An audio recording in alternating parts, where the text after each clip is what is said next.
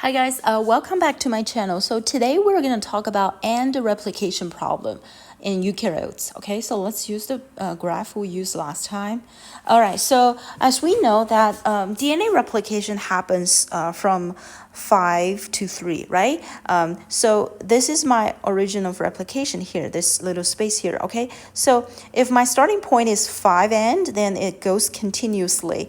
It synthesizes in a continuous way all the way from 5 to 3 towards the end of the chromosome, right? And then here also, this is another origin of replication. I go from 5 to 3, so DNA synthesizes in a continuous way, right? Whereas my lagging strand are really those fragments due to my origin of replication it does not start with 5, right? But I still need to synthesize from 5 to 3. So it kind of goes this way, right?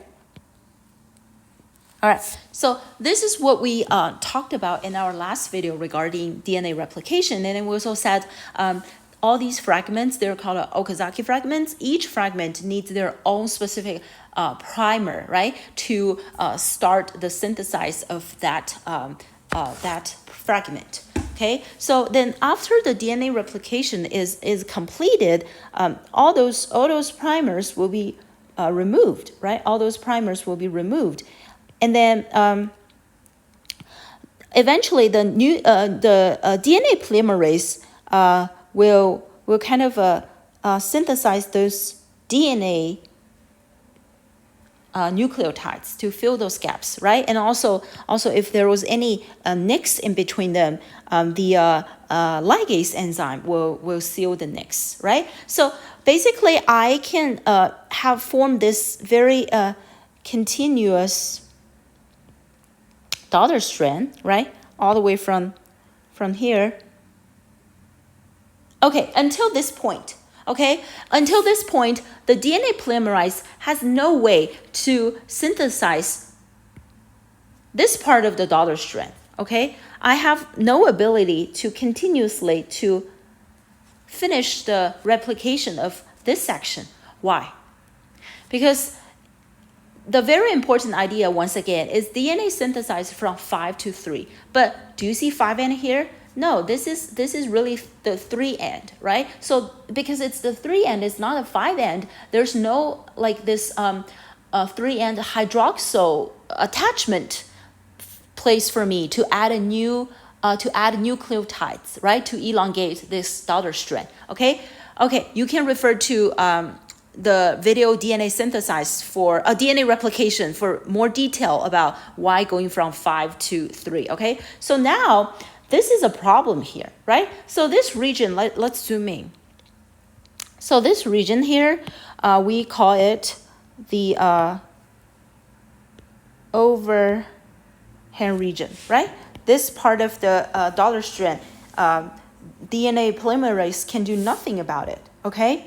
All right, so this is basically happens at the end of the chromosome, right? And then the end of the chromosome, we see I noted it's called a telomere repeating units, right? So it basically the end of the chromosome, it repeats like that, okay? All right, so different organisms have different repeating units, okay? So this is just a random example. All right, so now how do we solve the problem of this overhang problem, okay? So here comes into the enzyme called telomerase, okay? So telomerase is the enzyme you see here, okay? So it kind of acts like DNA polymerase. It can add DNA nucleotides, but it also has a RNA strand inside this enzyme, serving as a template to synthesize DNA. Okay, so once there's a signal, this enzyme. Actually, let's just do this part. Okay, it will gets attached. See the right? They have complementary strands. So this enzyme, once it received the signal, it will be moved to attach the DNA, to bind to the DNA, and then the DNA synthesizing function of this enzyme can synthesize the complementary strand.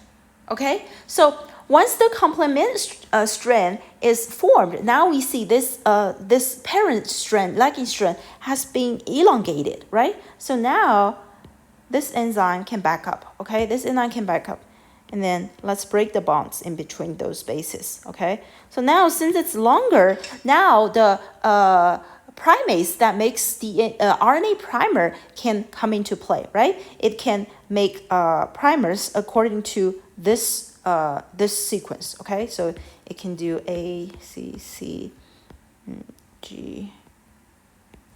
Oh, sorry, I have an A here. Okay. Okay, so now this part serves as the primer that DNA polymerase can utilize to finish the synthesizing of this overhang region. Okay, so yeah, so that is how we solve the AND replication problem. So when I first learned this, my initial question was, okay, then who got rid of those, right? So I was assuming there are some endogenous restriction enzyme that cuts this part, or we just keep it there and then just utilize it for the next time, you know, next round of replication. So you can comment down below and tell me what do you think. All right, I hope that's helpful.